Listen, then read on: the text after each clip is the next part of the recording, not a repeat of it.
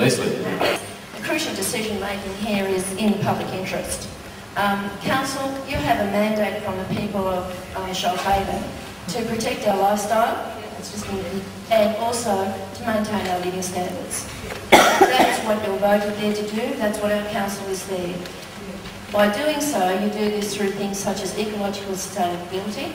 You do this through, in your words, environmental and a 50-metre complementary hill, which is how it's described in the EIS, of rubbish in the local area.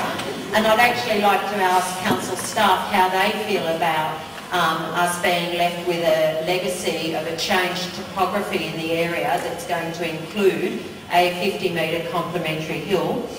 I'd also like to ask the question, if you're not going to be responsible for the movement of the material, it will be other companies that do that, who is going to be responsible for the carbon emission that's going to be generated from this activity? It's my understanding that council is responsible for the carbon emission that is generated from their own tips, so who is responsible in this instance, and who pays for the regional panel exercise? And why do we not have And when will a decision be made? Is that the, if I heard it correctly?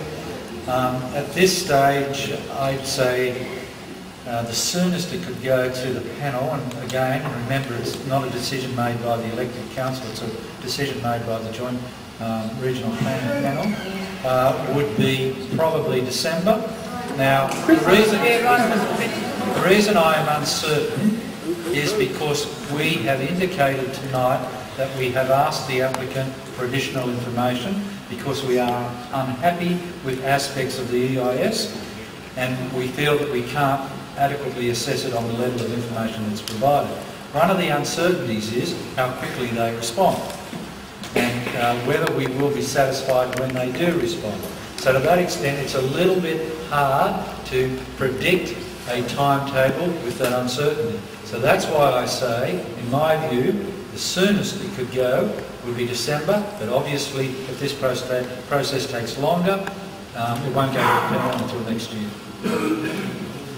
Partner Greg Todd has run in excess of 11 landfill sites in New South Wales in his career, and our company's been in operation for 49 years, and it's been in our family hands for that time, and we have run landfills and emplacements for mining companies and steel companies that are much larger than what we're proposing here. So we are used to building landforms and emplacements and used to the rigours of that, and we've got a long history of doing that over that 48-year period. I guess in the last 35 years we've been building emplacements.